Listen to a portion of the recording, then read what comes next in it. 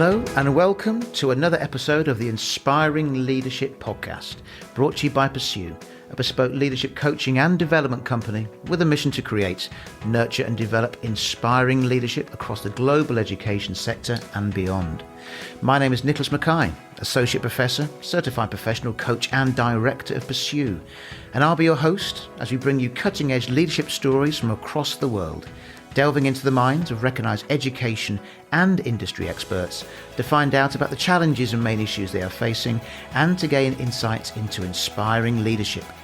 In this series, we are proud to be in partnership with Independent School Management Plus and International School Magazine, the leading authority and voice for professionals in independent and international education worldwide. If you'd like to watch the video of today's podcast, please just head over to schoolmanagementplus.com. We are also supported by the Federation of British International Schools in Asia, a diverse and inclusive community of 78 leading British international schools across the Asia region. Many thanks for your continued engagement and feedback across the podcast platforms, and if you'd like to join the Pursue conversation, you can visit us on our website, pursue.com, LinkedIn and Twitter at Nicholas Mackay and Pursue. So in today's episode, I'm delighted to welcome Sue Aspinall. Sue is the head teacher of the junior school Vlaskamp, the British school in the Netherlands. Over the last 20 years, Sue Aspinall has been leading schools through significant change, intent on raising the quality of learning and teaching available to her students.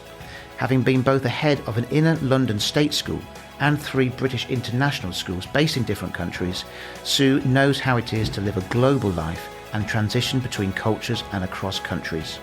As the lead facilitator at the British School of the Netherlands International Leadership Academy, Sue has been providing impactful learning experience for leaders who want to make a difference. Sue, thank you so much for joining me today from the Netherlands.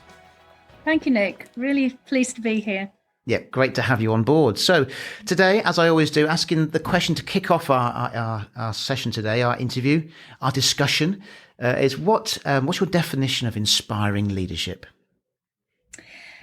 Inspiring leadership for me can happen through the work of an individual or a team or a big gathering of people. And in the school context for me, that is a leadership that is absolutely and utterly focused on student outcomes and getting the best for our young people. And I think the inspirational element of it is when you've got a person or a group of people who just have a vision or an aspiration for what young people can do, achieve, or the kind of culture that you can create to enable those students to really do their best, and then sets out to start achieving that. And, that can be something quite small that's achieved quite quickly. But I think when I look at the real inspirational leadership around me, it's the people who keep on going and have a relentless pursuit, I guess, of that vision that they set out to achieve, and are prepared to kind of like recalibrate it as they go along, but just keep going against the odds for what they know young people deserve. And and in terms of having that around, it's for a head teacher, having examples of that around you just is so uplifting and helpful in keeping you going in your own job as well. I suppose you've been in your post. Well, how long have you been in your post for now? Your current post, Sue? The current post I've been in for just over 8 years. Okay, yeah. Just over 8 years. So I suppose in terms of building something, you're quite maybe far down the line. So if you take your mind back to the embryonic stages of building that culture, what did you have to do to kind of kickstart that? I remember when I first visited the school that I'm in now, I walked through the door, and by then I'd already got a sense that there was work to do. I was picking that up through the communication that I was having with people who were already in the organisation and kind of the wording and the responses, really. And then I remember walking through the door and seeing the students and getting a sense of possibility and potential. When I walked around the school, I just felt really sad, actually, for the students, because I knew that there was so much more that they wanted and needed out of school life, and for some reason that hadn't been realised. So in my that's what inspired me to apply for the job. It was that seeing that there was tremendous potential and having a sense that I felt I could do something about that. And then you kind of make the leap in, because you've got to find out what the ingredients are like that are there, who's there, what might be getting in the way, what are the barriers. And for the first 2 terms that I was in the school, I was basically troubleshooting all day long. That's usually what happens when a school's unstable. And basically, you're coming in just to stabilize it. But the fantastic nature of that was I started in January. So I had 2 terms before the beginning of the next academic year. And I would advocate, if you're going to a new headship, that's really great timing, because you've got a chance to really get to know the context, what's going on, building relationships, getting to know the children, getting to know their names, getting into the classrooms. And what I did was spend that time being as open, friendly, professional, and setting the stall out really of how I wanted adults to be around the students in this particular school. And then I was recruiting, and I recruited my first deputy, who he was extraordinary actually in terms of a partnership that we created, because it was together we were able to create a vision of what we knew was possible in that school. We didn't know kind of how we were going to get there, but we knew these students could do extraordinary things. And as adults, we needed to get that right. And then in the September, I kind of shocked the staff a little bit, because I'd kind of been very accommodating and I've been on this exploration with them for 2 terms. And then in September, it's like, right, this is what you're not going to do. This is what you're going to do. And these are the non-negotiables, and I was bringing some clarity, really. And although that was hard for some of the staff that had been in that school for a number of years, I think that there were enough people who could see that that's what was needed. And then once we started setting those basic parameters in place, like, behavior expectations, intrinsic reward as being our main, how children were expected to be in the classroom as learners. It was that really. It was about expectations for the students and between adults. Yeah. And then we built from there. It's really interesting, isn't it? How you say getting to know people, being very open, being very smiling, and then suddenly once you've got all the information, okay, now we need to do something about it. So if you looking back to give some advice to yourself around that, Sue, what advice would that be, transitioning from the initial, say, 90 days, 100 days into that more ensconced role?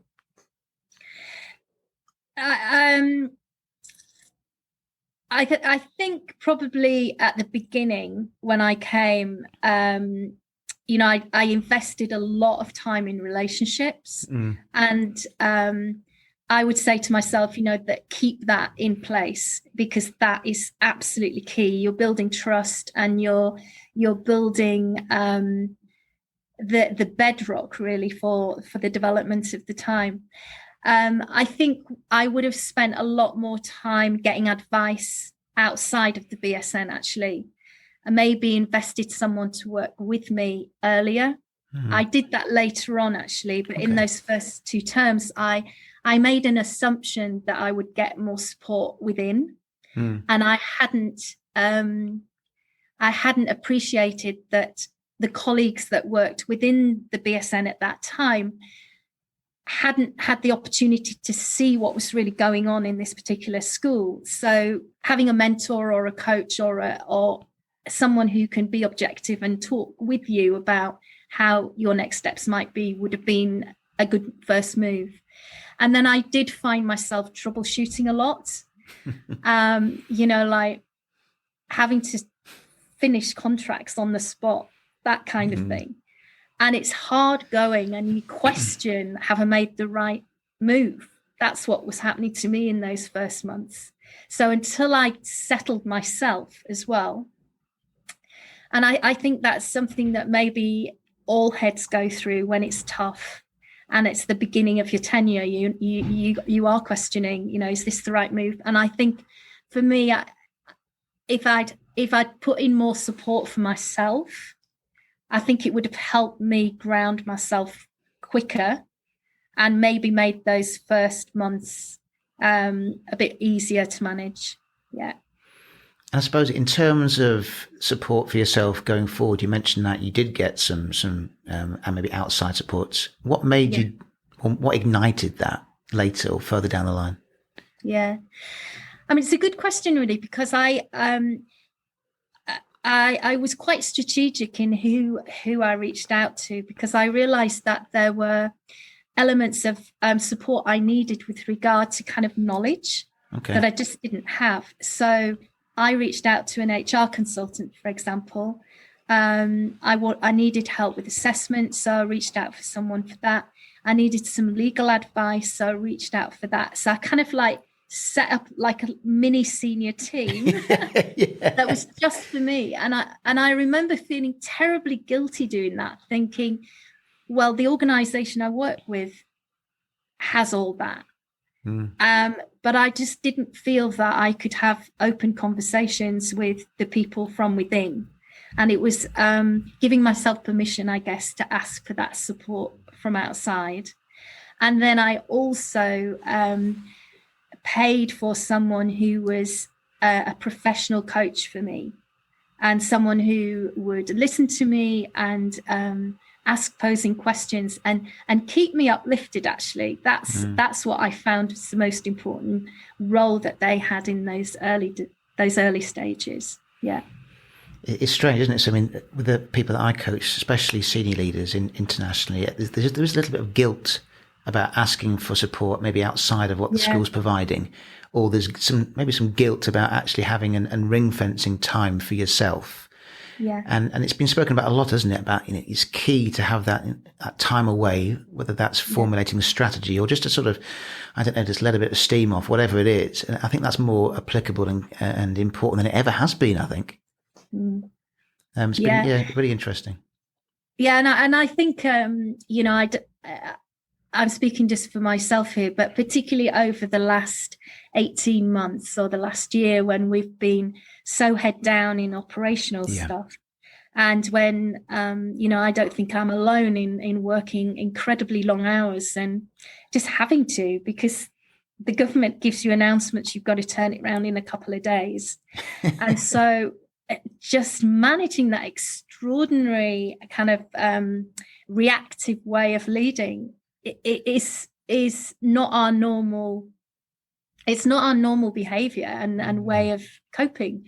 So trying to balance that with giving time to yourself, making sure you get enough sleep, all of that is really important. I mean, I've just been so fortunate in that my deputy and my senior team have always been there. And, that's another advice that I would give to myself, but also to other heads, is try as soon as you can to get the right people on the bus in your core senior team.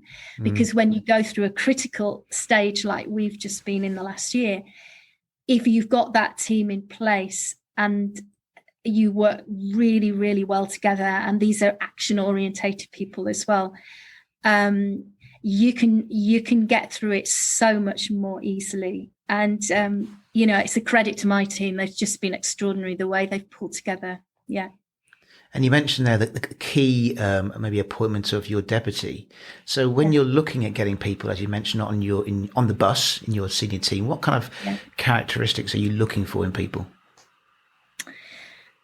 For the particular school that I'm in now, with the first deputy that I appointed, Chris Bailey, it was really important to me that he was an outstanding teacher and just knew how to get the best out of our students, and particularly our older ones, because that's where we had some issues.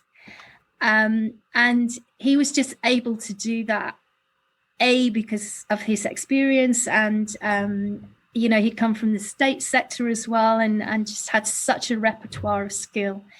But I also needed people who knew how to sort of relate to and motivate and enthuse our kids who don't take any nonsense. They can suss it out immediately. Well, any children can, but I was particularly interested in teachers who have a passion about a subject knowledge, or have travelled and can relate to them in with those kind of life skills, I guess. And what Chris was able to do as well was he had a music background. And one of the things that we needed to do in the school where I am is create a sense of community. It was quite a compartmentalized school. And we did that through singing. Everybody sang. And, he would have like year group singing sessions, whole school singing sessions. And I just wanted the students to really get a sense of what it was like to belong to something bigger than them and to be able to create something absolutely fantastic. And that's what, that was one of the things that he was able to do, was to create that kind of uplifting atmosphere in the school, and something that every child could be a part of. Yeah. That's wonderful. And as you probably know, my background's in music, so I used to be a professional bassoonist back in the day. And I went to music college, and the first teaching that I did was music teaching. And subsequently, I worked with trainees around music, and all these reports come out saying, there's not enough music lessons, like Ofsted report in 2011, wider, still wider. Yeah. Then 2019, the All Parliamentary report, there's still enough music in schools. So in terms of getting singing in there, I mean, it takes, real presence and someone to actually get everyone engaged in singing, because even specialist musicians find that difficult with students and children. Yeah. And it's good you mentioned that, actually, because one of the things we talked about when Chris was first appointed was we needed to really help our teachers see what expectation you could have from students around behaviour. Right. And I think, if you've got a whole year group choir that is being led by somebody who is passionate about music but can hold the behavior level of every single child in that group. I mean, our year groups are like 100 plus. So, what he was doing actually very subtly was demonstrating relentlessly the expectation he had for every single child in terms of their behavior for learning. And it's saying to them, that singing is accessible to everybody. You can do it. You don't have to just, all this cool dude stuff. Like it's just like, I'm doing it. You do it. You do it. and it took time. I mean, this was something that had to be built up. That's the culture building, Yeah. And there were times when he would just stop it and say, you're not in the right place. We need to get our attitude here, our mindset right.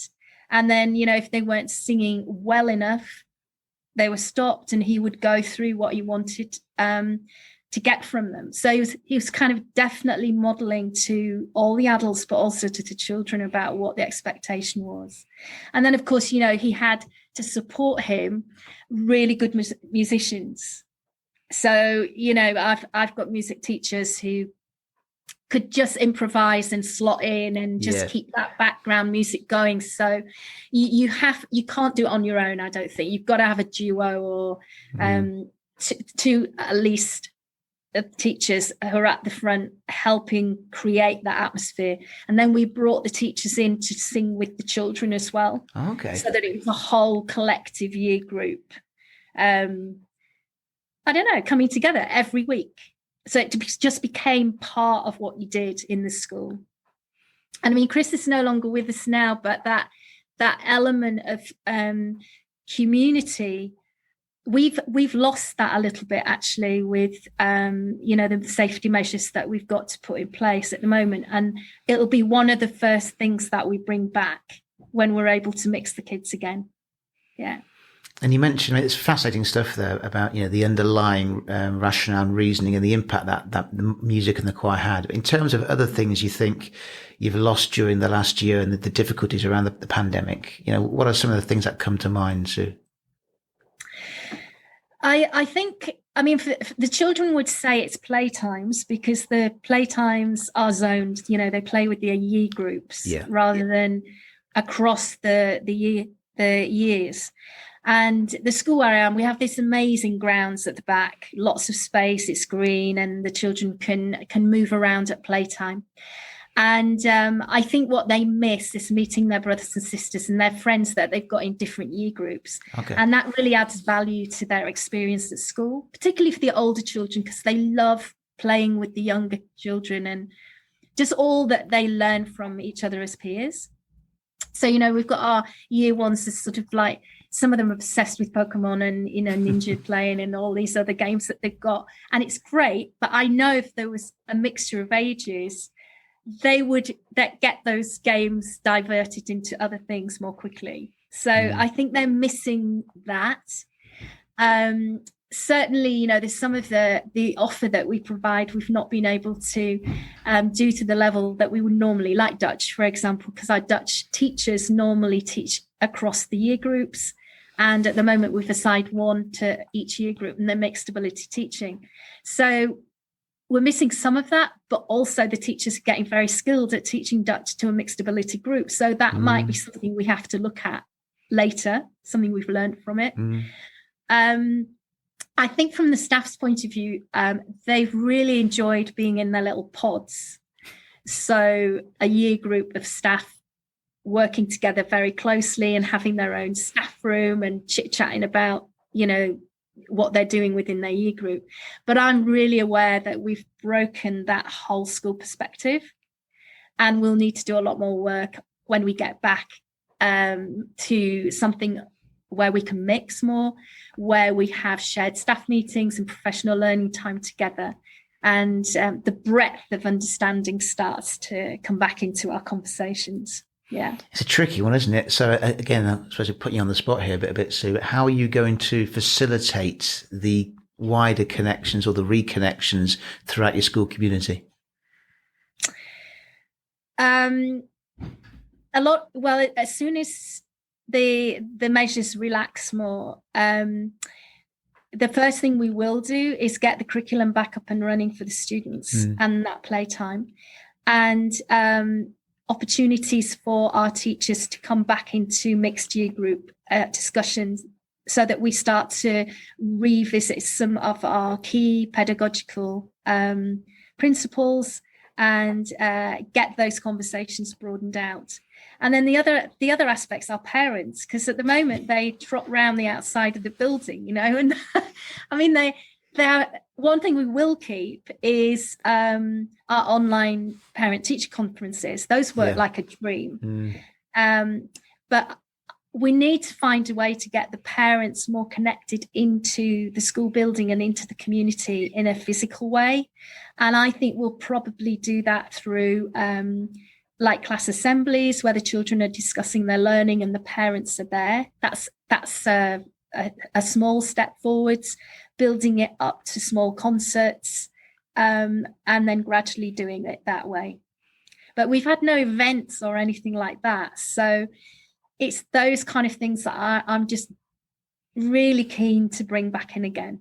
Yeah.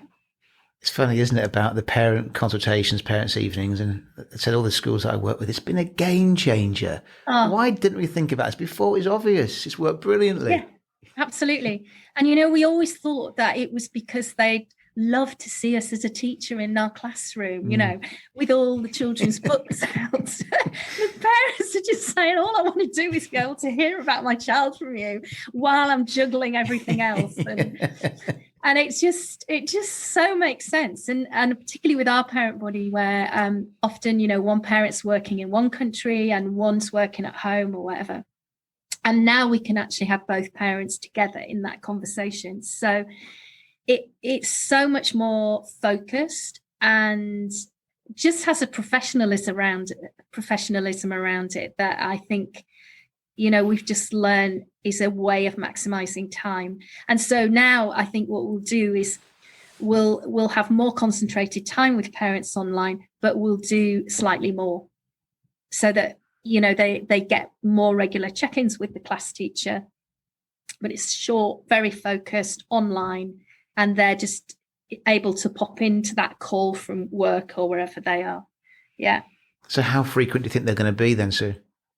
Well, we're talking about them every term. I mean, we were only doing our parents' evenings twice an academic year. Right. So it's having that check-in every term.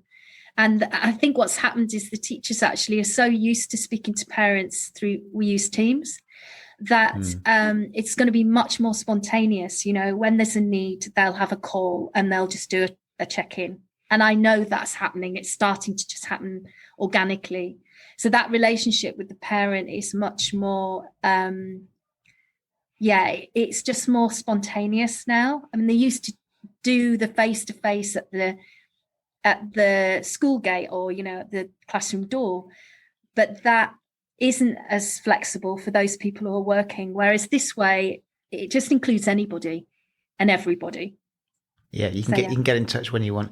I'm really interested here, Sue, to unpick a little bit more about the work that you do in the International Leadership Academy, where you're the lead facilitator. So can you just take our listeners just through what it is and what it's about? Yeah.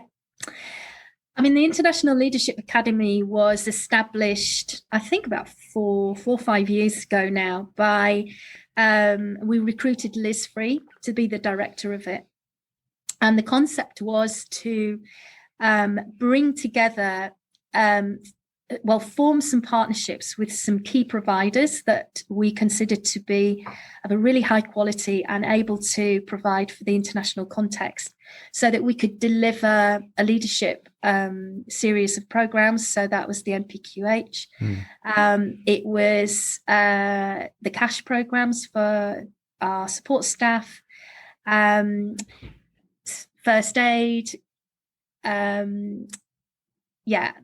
range of courses which in the past staff from our school had been going over to the UK to attend and had been accessing a kind of whole range of providers, and there wasn't necessarily a quality assurance around that or a kind of generalization that would support the BSN's priorities. So what it brought was a high quality at a much more cost-effective way. The providers would come to us, so we could get our delegates in a room together. And for the BSN staff, some of them, they just don't see each other during the school day. So being in the room together helped them understand the organisation and share practice more as well. And then the idea was that we would offer this out to other international schools as well. So we built up a network from international schools within the region, and it meant they could send delegates to The Hague rather than obviously to the UK or try and bring people out to their schools. And for smaller schools, it just wasn't feasible financially, whereas they could do that by coming to us. And what we also did was arrange it so that we managed some kind of discount arrangement for people who were prepared to come and facilitate alongside us, and send delegates. So it was kind of a sustainable way, really, of keeping those programs going. And what we're moving towards now is augmenting all of that provision by taking the expertise from within our schools. So looking for practitioners and leaders within the BSN who, you know, are really showing high quality and giving them a platform to share that out to other colleagues and then to people in other international schools where that's relevant as well. So that'll be the next piece of work that we want to do, is look at, you know, our areas of school improvement, look within to see who's exemplifying that in a way that is going to be helpful for other people to know about, and almost train and grow within as well. So we'll keep some of our really established programs, which we've very subtly kind of morphed the content so that it suits the international content. So like the NPQ suite, we think we do that brilliantly, actually, because we've been able to use the content, but actually give it that richness and breadth to suit our international context as well. And the cash program as well. I mean, that's been developed online as well as for face-to-face delegates. So it's kind of like always evolving learning experiences for colleagues so that they get the most out of the time that they're together. That's our real driver. Yeah. And you have people, I suppose, in this world that everyone's on Zoom and Teams, beaming in from all over the world, I presume. Well, that's where it's going. I mean, I was just talking to you earlier about how, Liz has moved on now, and she's the CEO of a school in her own right in Switzerland. But I'd asked her to help with our MPQH and just talk to delegates about, what is it really like in your first weeks as a leader. And she beamed in on Zoom, and spoke to them about her experiences, which was fantastic. And in the room on that particular day, online from Malaysia, was one of the delegates as well. So using technology in such a way that you can facilitate that flexibility is just fantastic. And we would never have done that in the first months that we were running the ILA. Just wouldn't have, we wouldn't have thought about it. Whereas now we're thinking all the time about how can we make this as accessible as possible to as many people. And that makes you really think about, well, okay, what am I going to do when I've got the delegates face to face to add value? So it's always about discussion, focused conversations, feeding back maybe on case studies and work that they've done away from the training room, so that they learn from each other, but also in a more experiential way. And then the work they're doing outside of the training room is very much their own research and their work in practice. So it's really thinking carefully about how you make that work to maximize impact for students and the development of the leader.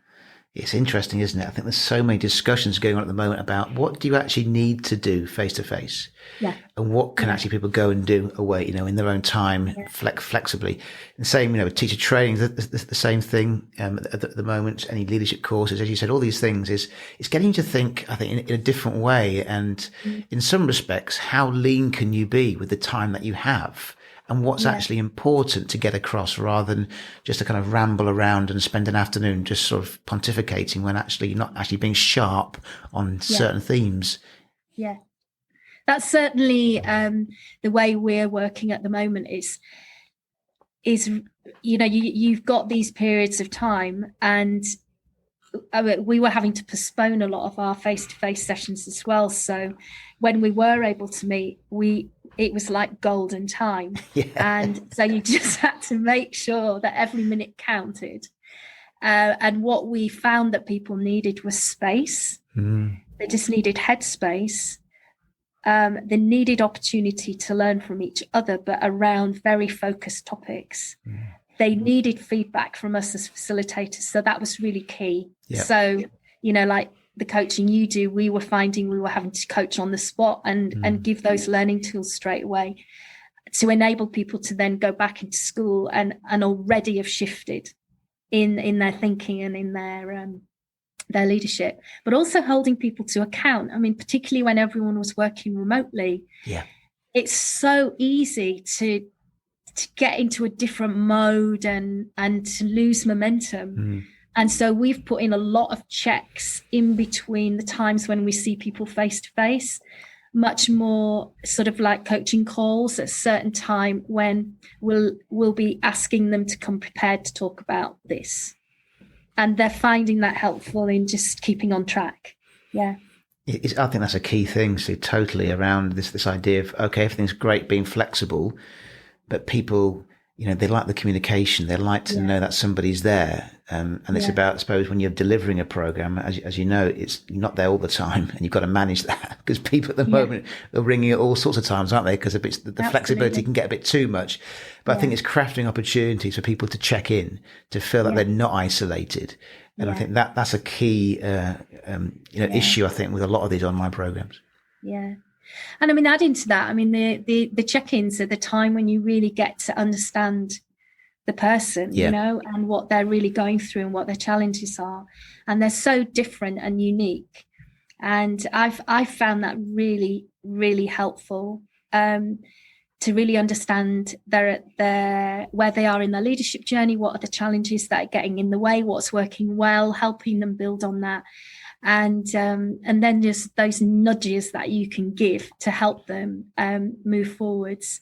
And you learn yourself, you're constantly learning from what they're telling you, how you can develop and change the programs so that they can get the most out of it. And at the moment, so much of it is evolutionary. We're on this kind of big change model at the moment, and it's really important to invest in that time and listen to what people are needing, what you can do best.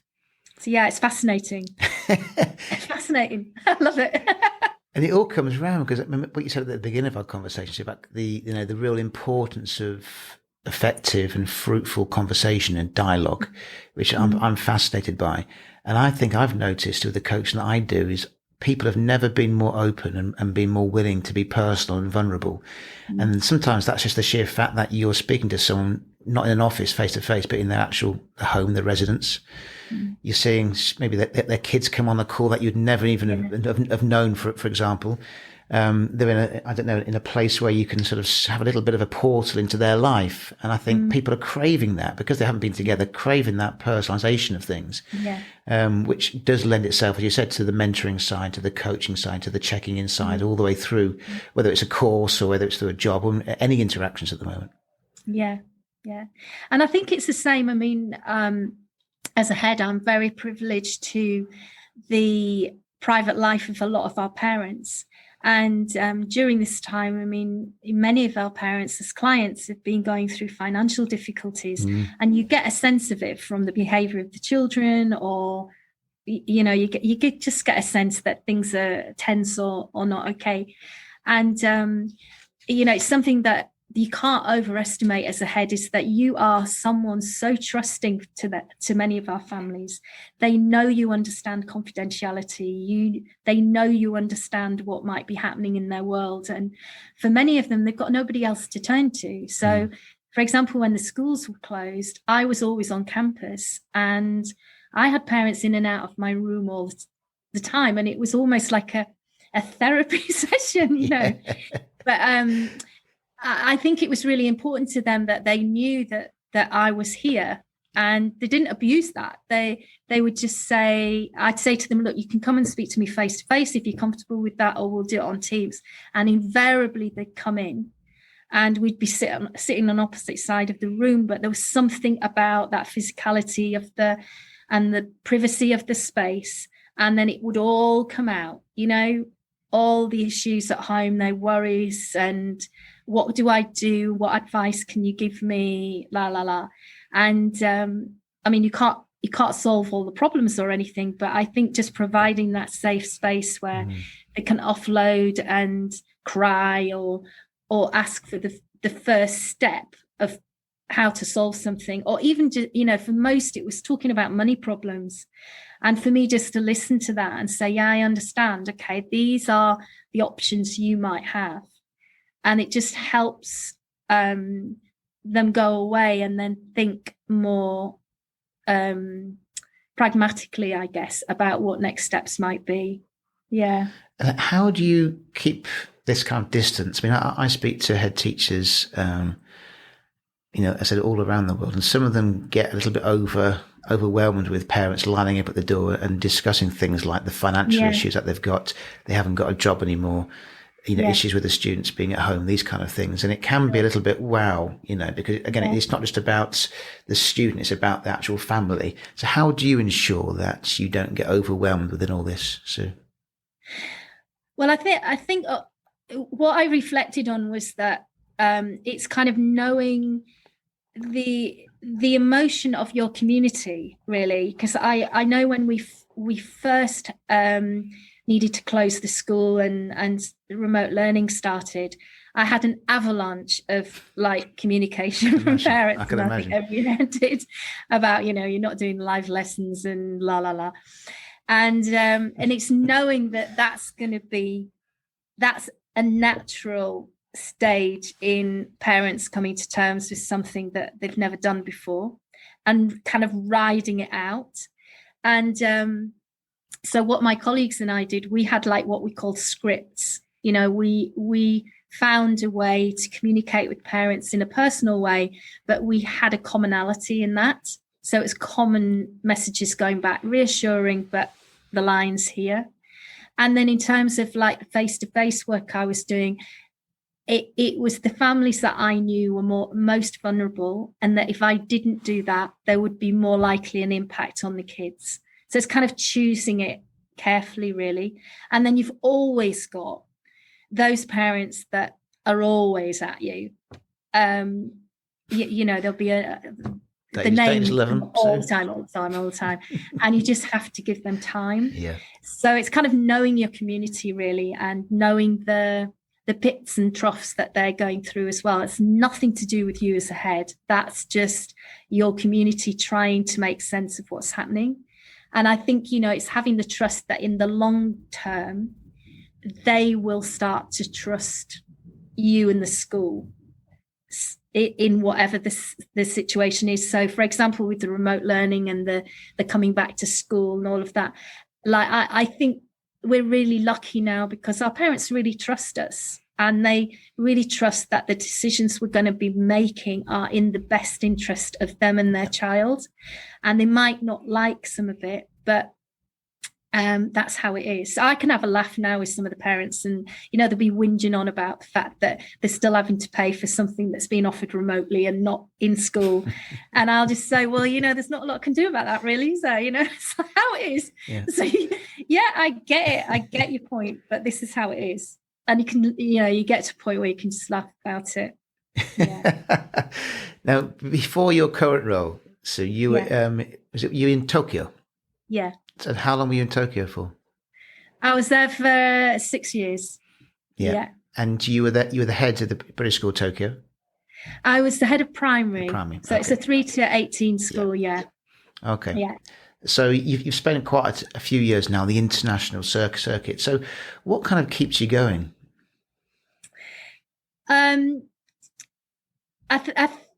For me, it's that real interest in what is it that we can do best for our students, and that changes all the time. I'm absolutely relentless in looking at standards, but also the breadth of experience for students. So it's the need to have a really high quality, excellent education.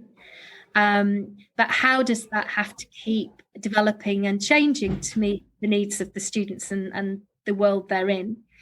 So it's fascinating, and it's having that interest and just in the craft, really. I love, in the international community, I love the nature of our students, the fact that they're just so, they're just so smart and worldwide and adaptable and flexible. And they're going to be a generation of children and young people, definitely now having gone through what they've gone through, where, I know they'll be able to take on so much more than like my generation or the one coming after me, just because they've learned to adapt and be flexible and be open-minded and learn and work alongside people from all over the world. For them, it's just normal and natural. So that I find fascinating. I'm really interested in the kind of people who want to work internationally as well. So it's usually professionals who, again, are really open to learning and developing their teaching, but are also at the top of their game, and are prepared to take risks and be open to new opportunities as well. So that's something I found fascinating. And my team here all change every year. We've got a 10% mobility, which is pretty good for a senior.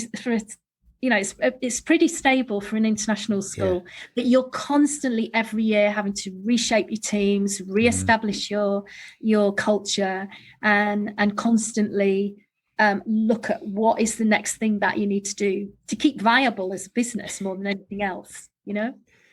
So yeah, there's a lot that keeps me going, and I love the nature of our work, which is it's transferable. We can go to another country and another, like for me, British curriculum school.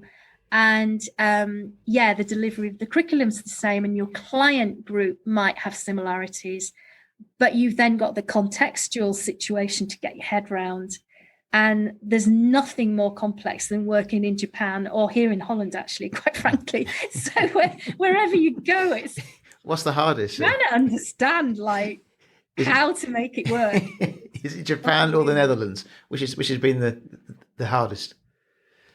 Sorry? Is it Japan or the Netherlands? Which has been the most difficult? They're different, very different reasons for both, actually. In Japan, it was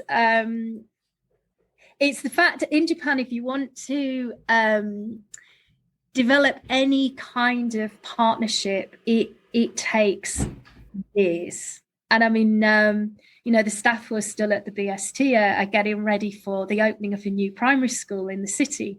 Well, I was involved in that, and I was there in 2006. Yeah. So it's years and years and years and years and years of relationship building, and that's cultural. You know, it's trying to build up trust and confidence in your partners, and it takes time. And then obviously the kind of nature of how your school can operate in the countries you're in is different, and you've got to understand the financial setup, the legal framework around your schools. In Japan, we rented our facilities from Japanese schools, so you had to keep the relationship with those Japanese partners working, and doing it in Japanese as a woman, and it's just extraordinary. Keep throwing things in there. Absolutely, just making it up as you go along, really. And and then here in the Netherlands, I mean, it's, we've got similar things here as well. I mean, there's always peculiarities. So in our organizational structure here in Holland, we have a works council, which is representatives of the workforce, and they have a very important role to play in advice that's given, approval of decisions. And for some people, that's quite extraordinary, because it's not a union, it's the voice of the workforce coming to play at quite a strategic level in the decision-making process, So those nuances are just fascinating, and they're different, wherever you are. There's some frustration there as well at points, I'm sure, Sue. Completely. Yeah. Okay, great. A couple of quick fire questions for you, Sue. So as a school head, what's the question that everyone asks you? The first thing that comes to mind is, when do you sleep? And you go home at night. I think unless you're actually sat in this seat, people just think it's mad, the amount of time that you put into the organization or into the school, and what you have to do that's outside of your job. And like last weekend, I was here at 8:00 on Saturday, letting in the man who cuts the trees down. And it's just, you have to do it in order for the whole place to run. And so those would be questions, I think. Where do you get your energy from is something I get asked a lot. And I just think, that's, you have that level of energy when you love what you do, and you look after yourself, and you're actually really focused on getting the right things for the students, and finding really great stuff every day that's going on, and keeping yourself focused on that. Next question. What piece of feedback or criticism has most fueled your learning? I've had 2 times when I've been in a situation where I've been given feedback that's taken the rug completely from under my feet, and it was soul destroying, actually, in both cases. And it was feedback that members of staff had given my line manager. And I think in both of those situations, it taught me the importance of being so careful as a head what you say to people, and how you come across, and unfortunately sort of watching when you let your guard down, because it can so easily be misinterpreted. So that was something that I learned the hard way, and I thought I was pretty good at that, but I needed to do that even more cautiously, particularly at times when staff are under stress.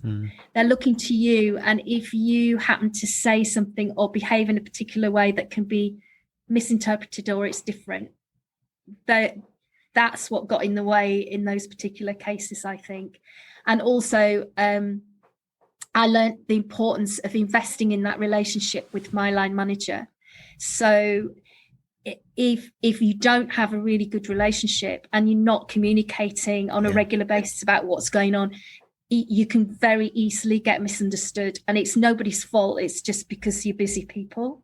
And then the other bits of feedback that I found really helpful as a leader was when I went for interview, actually, and wasn't successful, but was very close to it. And I had one interview where I had an hour Skype conversation with an HR manager, and it was unbelievable, the feedback. It was very candid, very clear. It acknowledged the additional things you have to do as a woman in those senior jobs. And I'd never been able to have those sort of conversations before. And she just invited it and gave me things to think about going forwards. And then also another job that I didn't get, but the CEO rang me and just gave me fantastic feedback about what had gone well, what he would have liked to see more of. And, just then generously finishing the conversation with, I hope our paths cross again, and I hope you find something that's going to make you happy, So those times really. So it made me realize that you can get some real gems of feedback, but you've got to ask for it. I'm just going to just to rewind slightly. You just mentioned there about what the responsibility as a view as a leader being a woman. Yes, I think that's what you said. So again, I know we're going a bit off piste here, but just can you kind of elaborate on that a little bit more? Yeah, I mean, these were positions where I was trying to secure a principal position 3 to 18, and I've got a primary background, so one of the things that you have to try and overcome at that level of interview is reassure people that you're able to lead at secondary level as well, and that you have business acumen as well that can support. And invariably, my experience has been that I've been the only woman at the shortlisting stage, and that it's been a male-dominated panel. And I think that you have to learn to overcome some of the issues that happen within that kind of forum. So, for example, if you have to do a social dinner, my experience has often been that the topics of conversation have been topics that I find really difficult to access, and I've had to work really hard to find common ground. And I've usually used my traveling or my interest in literature to get some kind of common ground, because it's been more about sport and football and stuff. What this particular woman did was she acknowledged that that's the forum that I was dealing with, and she was giving me feedback of how what I said landed with the panel, right, and what the conversation had been afterwards. And that was absolutely fantastic for me to hear, because she was very, very straight about it. And she said, these are the things where their questions were coming up. And of course, it was secondary, They're worried about your secondary knowledge and background. She said they weren't really confident that you were picking up the clues and the cues around the school. And, there were instances where you weren't picking up comments that were being spoken across the panel. And it was just behaviors that were happening in that forum that I was missing, because that's not necessarily how I would communicate with my colleagues in my current school. But I need to learn how to do that. And she was being very explicit about it for me. And it was nuggets of information, really helpful. Yeah. Great. Thanks for elaborating there, Sue. So last question, and you've kind of touched on us a little bit about advice for yourself as a leader, but if we take you back to the start of your career, what advice would you give yourself? I think one of the big things would be to just enjoy the ride, and like really be consciously looking at what works well on a daily basis. Particularly when you first go into headship, you can get so absorbed in the kind of operational day-to-day stuff and the problems, Yeah. And it was one of the things that my deputy and I did when we first started here, was every day before we went home, we talk about 5 great things that we'd seen. And it was getting into that habit. And I wish I'd done that earlier. And I think I would have seen a lot more of the great things that were happening in the schools. It's kind of that practice. And then on that theme, really, of looking around, it's just like those connections with people outside your organisation. So having a network of friends or professionals. And like last week, I was on a webinar with this leader from Mongolia and from Oman, and it was just joyous. And I was thinking, like, I should have done that more when I was in my early stages of leading, just to keep my head up. And then, and linked to that is just finding like-minded people. So they may not be in your organisation, but they'll be around, and making sure that you've got opportunity to talk about the things that excite you about education. Yeah. Thanks so much, Sue. It's been an absolute pleasure. Thank you for being so open and honest and really informative, with your discussions. I very much appreciate it. Thank you very much. It's been a pleasure to speak to you, Nick. Thank you. If you are interested in elevating your leadership practice in partnership with Pursue through our coaching and leadership development packages, or would like to connect to discuss any of the topics on the show, please send me an email at hello@pursue.com or visit our website pursue.com. You can also follow me on LinkedIn and Twitter at Nicholas Mackay or Pursue. And if you enjoy the show, please leave a rating and spread the word. We are proud to be developing a truly global community. Take care and look forward to speaking to you again soon.